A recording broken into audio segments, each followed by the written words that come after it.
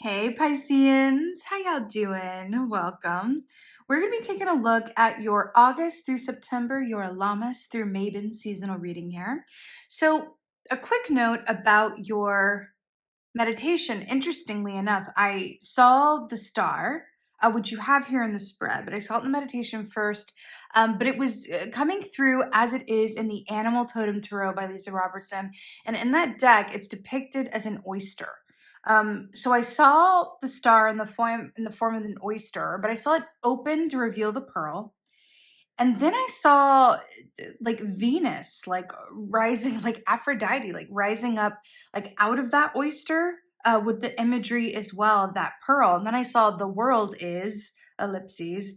So I got the message of the world being your oyster, Pisces, which, being a Pisces, being a water sign, being your particular energy, that all tracks, right? The water energy, the Venus energy, the all of that empathy, love, intuition, wisdom, all of the wonderful, beautiful humanitarian based energy that you as a Pisces are.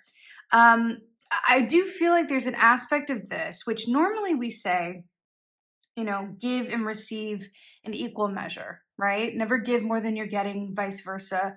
But I feel like for you, in terms of if you're tracking something, in terms of your goals, or you're working on your relationships, if you're looking to build a larger community base or friend base, or you're looking to gain some traction on your work or what you do, I'm hearing the more that you give, the more that you're going to get.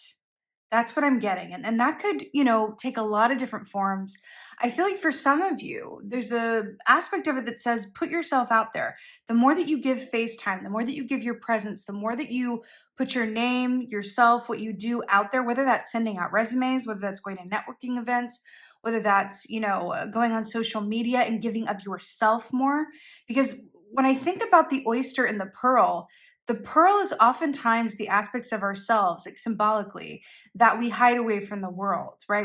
It's very, very easy to show the world or present not as our most vulnerable selves because it's not always safe, right? There's that certain protective mechanism. When I think about a pearl is formed as a defense mechanism, right? Within the oyster, it's when all the grains of sand and foreign, particles are trying to get into the oyster, and the pearl forms as a response to that. So I feel like what we're looking at here is if when you consider your personal pearl, the most vulnerable, authentic aspect of you that may even be dormant in your shadow, right? It could be an aspect of your golden shadow that you've locked away into the basement of your subconscious for safekeeping. There's an aspect of that that wants to be revealed and come forward in a very conscious, mindful way. I'm not saying just lay it all out there like oversharing, overdoing, but there's an aspect of this where the more that you give, the more that you allow people to see the most vulnerable parts of you, the more it's going to endear you to them and they're going to be drawn to you. Think about the people that you admire, celebrities or anybody in your life that you look up to. We feel that we are closer and we feel an emotional attachment to people, even ones that we don't know, like celebrities, when they reveal that vulnerable aspect of them. So I feel like in this case for you, it's a way of saying that it's a Brene Brown quote, I believe, where it's true strength is vulnerability. But I feel like what you seek, right, your magic, that's where it lies right now, which is really fascinating. So it's your animal energy coming in here. Again, the more you give, the more you're going to get. Elephant is Virgo energy, but I love it in particular in this context because elephant is also known as the remover of obstacles. And I love how it's holding up this sacred flame. We've got the third eye activated here. It's that beautiful fire energy, right? So there is this aspect for you of when we talk about you being in alignment and manifesting with ease and seeing your path open up in a wholly new realized way, obstacles removed, moving forward with ease. I do feel like that is linked to you're holding the sacred key to it. And it really is about what can you give? What can you present? How can you put yourself out there in a different way? And who will you attract? What will you attract that is so uniquely yours because you are putting out your soul signature, your unique essence into the world. And so you're going to attract opportunities, people, places, things, all the stuff that are uniquely attuned to your soul signature, that are uniquely yours, right? Whenever we're attracting things that don't feel like they're true to who we are, especially when they're coming like a lot of it in abundance, it's always a good idea to look at what we're putting out there. Is what we're putting out into the world is how we're presenting who we truly are. Because if there's a discord there, it's a really good opportunity to take another look at that. Okay. Because there's the persona, right, that we want the world to see, the mask that we wear. And then there's our true selves. And it's really knowing in what measure to put our true selves out there so that we can align with, what's right for us. It's a tricky part of the human experience, but we are where we are. So you are coming through as the star here, which I really love. It's Aquarian energy, wouldn't you know? But this speaks of wish fulfillment, but it also speaks of being in the spotlight, right? It's really, really beautiful here. Now, another thing that I'd seen in your meditation when it said the world is your oyster, I saw the world as it is in the tarot with it's like a naked person, like with a ribbon covering them, just like in that key. And then Venus, Aphrodite, was naked coming up out of that oyster. So again, especially with the star energy, that's really about exposing your true self in alignment with your wish fulfillment and being in the spotlight and being willing to be seen for who you authentically are. What if you were to be more open and vocal about your struggles? Who would that attract to you that could be of help to you or really align with you on a soul level? There's something about taking off the mask here or being willing to be vulnerable in a way that isn't a strategy so much as it is a part of your soul, your soul's calling, right? There's something about that. The fact that you're coming through as the star also means that during this time there's going to be a certain magnetism to your energy. You're going to be a magnet, so it's about attracting what you want to and not necessarily, you know, people, places, and things that are drawn to your persona and not actually who you are. So, are you leading with your authentic self? Now, in your place of challenges, and this, by the way, that can manifest in very small and or big ways. It can be small ways where, let's say that you work in an office and there's someone who's always inviting you out to drinks after work, and they just make your skin crawl. You don't want anything to do with them, but you're always making an excuse and acting like, like you like them, like, oh, I really would, but I have, yoga tonight, or oh, I wish I could, but right. And they just keep coming back for more, and that affects your energy moving forward. Even a little thing like that could make a difference during this time period for you. Think about if you were to, in your own way, just communicate your truth in a way that also, as the Pisces you are, also doesn't allow for any sort of misunderstanding, but that you can live with from a heart space, right? Because I know you don't want to hurt anyone's feelings.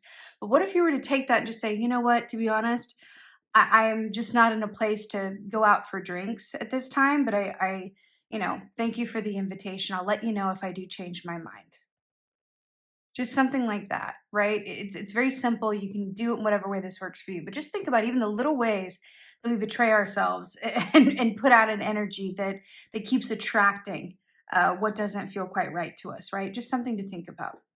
Now, in your place of challenge, you have the Nine of Swords. So this is my worst case scenario thinking, losing sleep, up at night, even a form of like analysis paralysis to the extreme. It's sort of like an Eight of Swords, but worse, where it's really what is true and what is not. It's that land of nightmares, right? So the fact this is coming up as your challenge, these bulging eyes here with the worms, I feel like you're being called to, because it's interesting that you have like this nighttime key in your place of challenge, and it's under the light of the stars, which only come out at night. I do feel like you're being called to really hold up a light to what is true and what is not. These worms in your head, right? It feels like what is true and what is not. How can you balance your experience with what you feel intuitively to be true for you, and how can you feed that spark? Because there's something going on within you that just feels a bit like it's being called to balance in a way, and we'll get more into that in a minute as well. But when Nine of Swords is going on, it's really a time to spend, go into nature, ground yourself, journal, watch, stay away from maybe the news, Watch comedy, watch things that are going to lift that vibration for you and nurture you. Spend time with people that nurture you, right? Notice when you have less energy after hanging out with someone as opposed to more, right? There's something about that. Now, in your place of advice, really interesting, you have the Page of Pentacles here, and you also got the Nine of Pentacles. So this is really beautiful. I love that it's Pentacles, earth energy. We're just talking about grounding. Pentacles refer to your physical experience, your home life, the money that you make, your personal success. Nine of Pentacles is one of my favorites because it speaks of independent success and really standing on your own 2 feet and building an empire and a feeling of wellness within and for yourself, to the point where you're an inspiration to others, right? People look to you and go, wow, how do they do it? That's Nine of Pentacles. Page of Pentacles is really about starting something new, but also investing in something that it's a seed that you're planting that you're going to watch grow, which is so perfect and brilliant for Lammas into Mabon season here in the Northern Hemisphere. Obviously, and if you're in the Southern Hemisphere, you can flip that and you're going from in bulk into the spring equinox, a time of renewal. But within this, there is this sense of what seeds can you plant that feel like they're the most important thing to you. Like if you did not plant them, if you did not see them realized in this lifetime, would just never sit quite right with you. It kind of feels like you're being asked to bring, like, the cream rises to the top. It feels like, what is your personal cream rising to the top here for your attention? What matters to you in a way where you are willing to stick it out, even if you don't see the results right away? What are you willing to plant and expose to sunlight and water and watch grow? That feels like a really important question for you right now.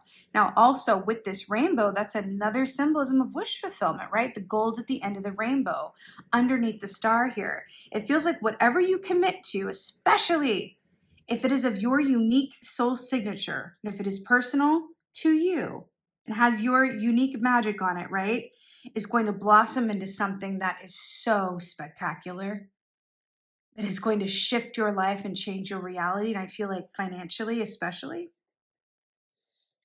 your victory here is King of Swords. And I like to see this for you, Pisces. I do. I like to see it.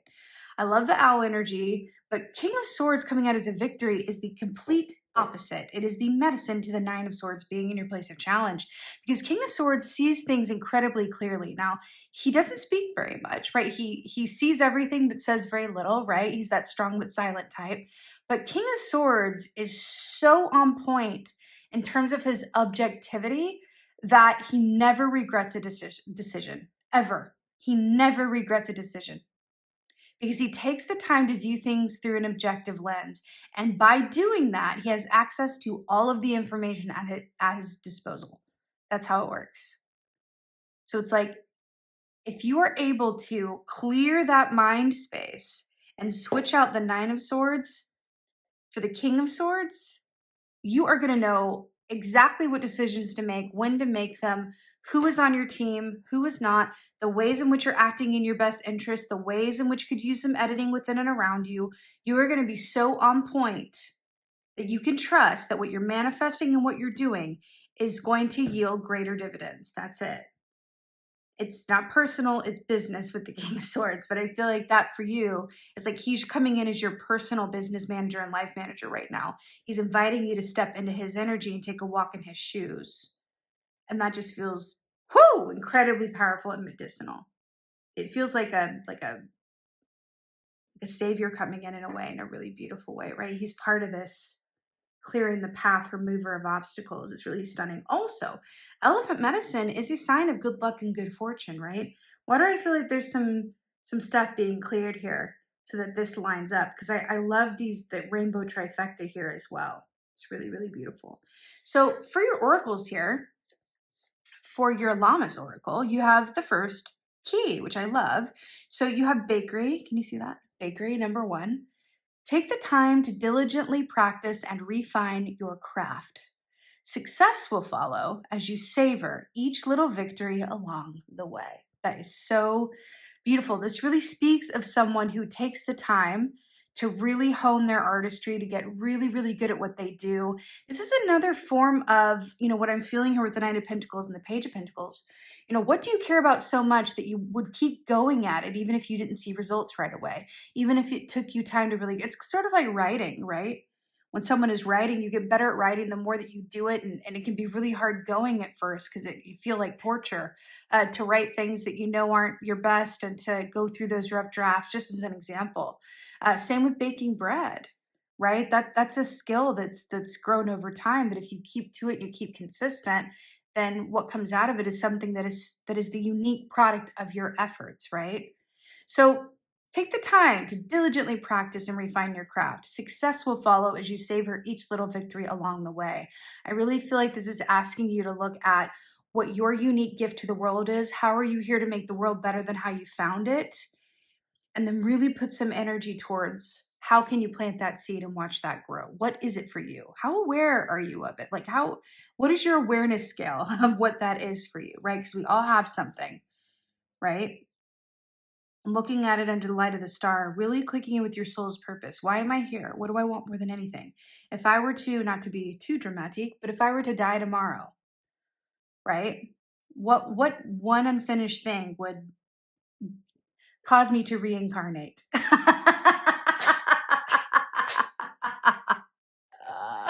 I love it. What if I didn't get it done in this lifetime? Would have me come back up here to this earth plane to reincarnate, honey? What is that thing?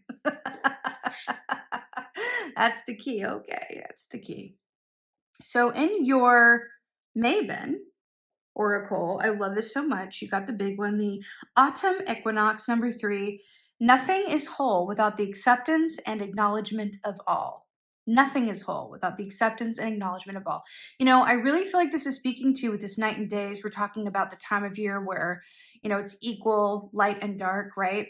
But look at the moon and the stars, and then look at the sun here. It's really fascinating because I feel like we're looking at that aspect of the Nine of Swords that was coming through for you, and then bridging that gap here over to the King of Swords, right? Where you're able to see things clearly. So you're moving from the nighttime into the bright light of awareness. So fascinating here. But this is also saying, how do you enact balance in your life? And how do you look at what you're giving in your relationship to how you present in the world? But I'm also hearing for you too, there's something about, is there a risk that you could take or that you've been afraid to take or that you took and maybe didn't work out in the past and now it's changed your relationship to going for something? There's something about if you put in the work, if you take the time to cultivate and hone, then all there is left to do is to share your gift and your light with the world, right? There's something about this. It's like as much as you've done, there's another step to go. What is that one thing that if you didn't achieve this time around, would have you coming back up here to do it? There's something about that. This could also be a relationship. This could also be like, you know what, if I don't find a way to make harmony with, my mom in this lifetime, for example, right? That would cause me coming back because I want to make that work, right? So there's an aspect of something that feels like unfinished business and the path is being cleared here. And it's something that you desire, right? And figuring out what this is. It is something that you definitely desire. It does feel aligned with your soul purpose. It also feels like there's this illumination path. I'm going to give you a quick example. This is just an example to illustrate the point here. I don't remember his name. That's a great way to start. But there is this guy on social media that I follow, and he shares about like his story, his very personal story about growing up with toxic parents and his decision to walk away from them. And how taboo that is and how he struggles with it, but all of the stuff around it. And he's created a forum for other people in similar situations to come forward and share. That's a really good example of what I'm talking about. Is he brought something that was very vulnerable to him, but he knows that he experienced that soul lesson in this lifetime so that he could turn around and help others who are here to experience the same soul lesson of individuating from your family in that way and moving into a chosen family dynamic, right? So something about that. Like, what is your personal starlit platform? What is your personal path here. And it doesn't have to be like a big thing like that where you're a big person on social media. This can be a smaller way as well. But it's really about, is there something that you love or that a part of you that you don't even know how it would be received, but you can start putting yourself out there in that way? Maybe it's opening up for a group or a community, or joining something. There's something about this.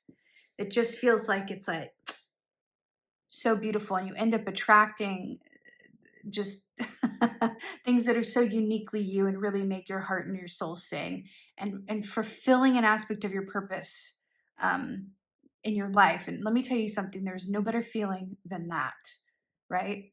Than knowing that you're living your soul's purpose. It's just, whoo, I got shivers. It's really, really beautiful. On a last note, I do feel like some of you are going to be stepping into or experiencing, some of you, this Nine of Swords, your mediumship abilities are going to be really on another level. There's a lot going on with the energy over the next couple of months, the collective energy. We are well into the age of Aquarius. I do feel like for those of you who are, I feel like it's here too, feeling that mediumship aspect, have fear around it, or feeling the presence of spirits, or having dreams about past loved ones, I feel like that's coming in for you as well. It's something you can nurture. It's not something to be afraid of. It's also something that you can manage how and when it manifests. You choose. It's not something you have to be a victim to. It's something you can work with, and that it really is a gift. Okay? And you can curate it with and for yourself. Okay. So, lastly, as your outcome, you have the Five of Air here. Now, this is really interesting. Now, traditionally, this is Five of Swords, right? Which is about people acting out of integrity and moving in ways that are really not, above board, as it were. But this is the Black Dahlia, and I love how she seems like she's like singing, like belting one out in a speakeasy. I feel like with this dragon egg, Black Dahlia has quite a following. She was a murder victim, I think, a very famous murder case, I believe in 1920s Los Angeles, if my memory serves. And people are obsessed with her. Like, she's had movies made about her and books written. And I feel like this is your own personal brand of like your cult following in a way. It's like, what is that for you? And I feel like there's a message around this where, when considering what it is, your wish fulfillment, why you're here, your soul's purpose, what this is, think about what you're personally obsessed with, and then think about who you worship, who your idols are, because they do represent an aspect of you and your soul's purpose. If you are really drawn to someone and the things that you admire in them exist in you, the things that you admire in them exist in you. Let that be a point on your map to discovering what this is for you and how to really cultivate it. Okay? Let that sit there. I feel like that's what this Five of Swords is, honestly. It's like we identify with people like in terms of hero worship, because they represent an unspoken or yet unlived or expressed aspect of us. So we place our attentions there on them, because it's a lot safer to clap for them in the audience while they're on stage, while we're in the safety of the audience, because it's easier for us to do that than to try doing that ourselves and not be as good at it or fail at it. So just something to think about. The people that you worship, the people that you idolize, hold all of the qualities that exist in you that are in some way connected to your soul's purpose. Just something to think about. Okay. All right, my beautiful, beautiful Pisceans. I so hope that this helps and resonates. If so, let me know in the comments below. I love hearing from you in the comments. I really, really do. Some of my favorite people are Pisceans. I think I honestly, and I wouldn't say this to any of the other sides, and I'm not a Pisces myself. I honestly feel like you are here to heal the world. If you have incarnated as a Pisces, you are here to heal the world in some way, shape, or form. Even if it's your community, if it's the world in a larger context, you are here to heal the world. Seriously. I feel like Aquarians, I'm an Aquarian. I feel like Aquarians are here to transform the world, break the paradigm, and do things in a new way. You guys are here to heal it, though. And that's big. And that's a huge calling. So think about that when you think about your soul's purpose and this wish fulfillment and what it is that you're here to do. Okay. Thank you again so much for being here. And yeah, just let me know how you're doing in the comments. I love it. Hit the like button, subscribe, all of that good stuff. And with that being said, as always, most of all, thank you for being here, but thank you for being you. Till next time.